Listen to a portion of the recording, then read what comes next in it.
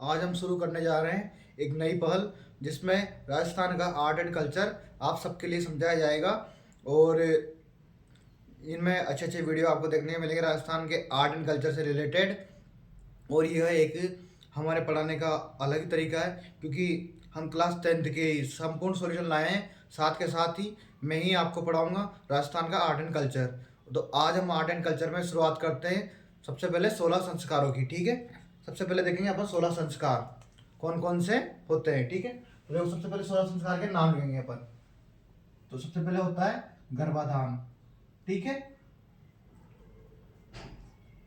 उसके बाद में आता है सेकंड पुष्पन, फिर आता है थर्ड सीमंतोनयन। ठीक है, उसके बाद में चौथा आता है जात कर्म। ठीक है, पांचवा क्वेश्चन है देखो नामकरण। इसके बाद छठा है निष्क्रमण।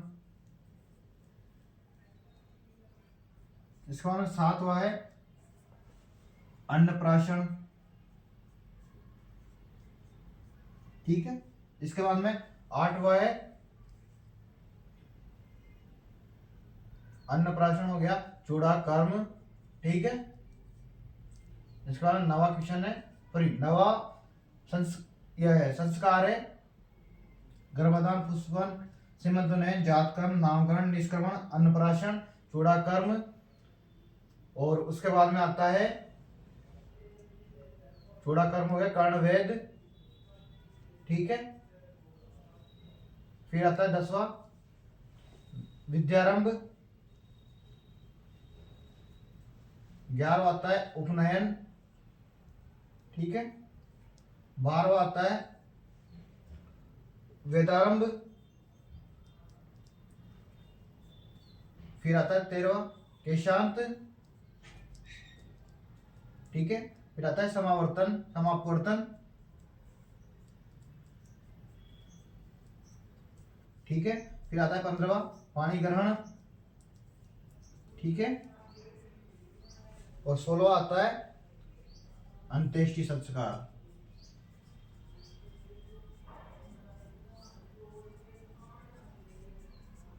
ठीक है, अब देखो इनके बारे में अपन एक एक के बारे में समझेंगे।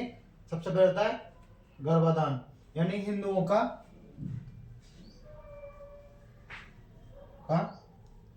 प्रथम संस्कार।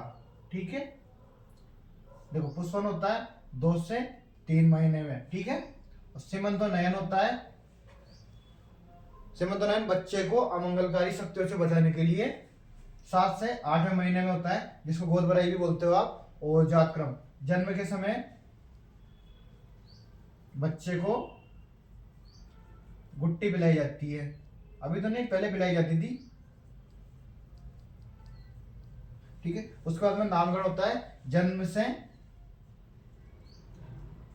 7-8 या सॉरी 10-11 दिन बाद में समझ लो, 10-11 दिन बाद। ठीक है, उसके बाद में निष्क्रमण होता है और फिर अन्नप्राशन होता है। निष्क्रमण 2 से 3 महीने का होता है। ठीक है, 2 से 3 महीने में माह में जन्म के। ठीक है, अब अन्नप्राशन होता है 5 से 6 महीने के बच्चे को अन्न खिलाया जाता है। ठीक है, अन्न। अब इसके बाद 8वां आता है चूड़ा कर्म, यानी जड़ूले, जो कि 2 से 3 यहाँ पे लिख सकते हो आप जड़ूला। ठीक है, जो कि 2 से 3 साल में है ना। ठीक है, जन्म के। फिर कर्ण वेद, यानी कानों को वेदा जाता है 5 से 6 वर्ष के बालक के कर्ण या फिर कान छिद्र करना। ठीक है, छिद्र करना। ठीक है, विद्यारंभ, फिर उसके विद्या का आरंभ होता है। ठीक है, फिर उपनयन संस्कार। उपनयन संस्कार में बच्चे को जनेऊ धारण करवाई जाती है। ठीक है, ये होता है जनेऊ धारण करना। ठीक है, उसका आता है वेदारंभ, यानी वेदों का आरंभ। ठीक है, केशांत, पहली बार दाढ़ी व मूछ मुंडवाना। ठीक है,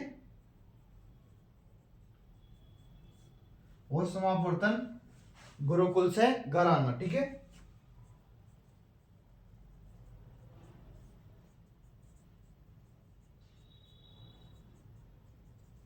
और 15 होता है पाणी ग्रहण, जो शादी के समय होता है। आपने देखा होगा शादी के कार्ड पे लिखा होता है पाणी ग्रहण संस्कार, ठीक है। अंत्येष्टि होता है अंतिम संस्कार, जो कि मृत्यु के समय होता है, ठीक है। ये होते हैं मानव जीवन के 16 संस्कार, ठीक है। और यह 16 संस्कार पुरुष के लिए होते हैं। देखो, पहला संस्कार होता है गर्भाधान, दूसरा होता है पुष्पवन। अब गर्भाधान को अपन हिंदुओं का प्रथम संस्कार बोल सकते हैं। अब यहाँ पे लिख सकते हो आप हिंदुओं के 16 संस्कार, ठीक है। देखो, गर्भ से निकल के पुष्पवन, 2-3 महीने के बालक के जब गर्भ में होता है, गर्भ में, ठीक है, उस समय 7 से 8 माह के बालक को अमंगलकारी शक्तियों से बचाने के लिए,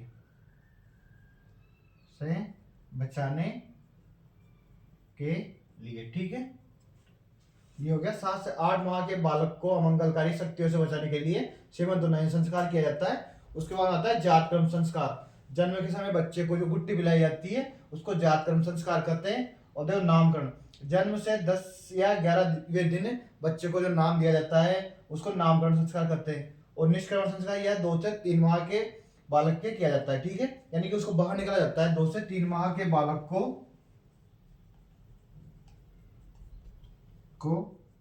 पहली बार जब बाहर निकाला जाता है, ठीक है। और 5 से 6 माह के बालक को देखो अन्न खिलाया जाता है तो उसको अन्नप्राशन बोलते हैं, ठीक है। उसमें चूड़ाक्रम जड़ दिया, यानी बच्चों को जड़ दिया रखते हैं। आपने देखा होगा उनके 2-3 साल तक या 5 साल तक, बहुत से 5 साल में कटवाते हैं तो उनके बाल रखे जाते हैं। और उसको जब अपन मुड़वाते हैं तो 2 से 3 साल के बालक के, ठीक है, होता है कर्ण भेद। 5 से 6 वर्ष के बालक के कर्ण यानी कानों का छिद्र करना, ठीक है। विद्यारंभ, विद्या का आरंभ हो जाता है। उपनयन, जनेऊ धारण करवाया जाता है बच्चे को। और वेदांत, वेद का आरंभ होता है, पढ़ना स्टार्ट करता है वो किसान। पहली बार दाढ़ी व मूछ को मुड़वाता है। उसके बाद है समावर्तन, गुरुकुल से घर आता है वो, ठीक है। तो होता है पाणी ग्रहण यानी शादी। और अंत्येष्टि संस्कार यानी अंतिम संस्कार उसका किया जाता है, ठीक है। ये देखा आपने हिंदुओं के 16 संस्कार हुए। आप चाहो तो इनको नोट कर सकते हो और याद कर सकते हो। ये हमारे लिए परीक्षा की दृष्टि से और दैनिक जीवन में बहुत इंपॉर्टेंट है। कोई भी आपसे पूछ सकता है कि हिंदुओं के 16 संस्कार कौन कौन से हैं, बताइए आप। आपको हिंदुओं के 16 संस्कार कम से कम याद होने चाहिए और आपको इनकी जानकारी होनी चाहिए, क्योंकि ये जानकारियाँ आपके लिए बहुत इंपॉर्टेंट है। ये परीक्षा की दृष्टि से भी इंपॉर्टेंट होती है। और आप देखोगे कि ये छोटी छोटी जानकारियाँ हैं जो लगभग सभी इंसान को होनी चाहिए। और ये देखो, हिंदुओं के 16 संस्कार हो गए, बहुत ही आसान आसान संस्कार है। इनमें से आपको बहुत से याद भी होंगे। और ऐसे ही छोटे छोटे चीज़ें अपने को समय समय पर याद करते रहना चाहिए, ताकि हमारा दैनिक जीवन के प्रति और आपकी नॉलेज बढ़े। और ऐसी बहुत सी अच्छी अच्छी चीज़ें आपको देखने को मिले।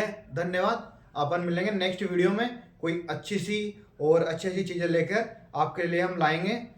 हमारी वीडियो को देखते रहिए, सब्सक्राइब कीजिए और बेल आइकन को क्लिक कीजिए, ताकि और हमारे चैनल को सपोर्ट करते रहिए, ताकि हम आपके लिए ऐसे ही अच्छे अच्छे नए नए वीडियो लाते रहें।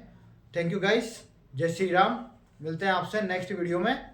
उम्मीद है कि आपको वीडियो अच्छे लग रहे होंगे और आप अच्छे से इनको देख रहे होंगे, समझ रहे होंगे। ठीक है गाइस, थैंक यू।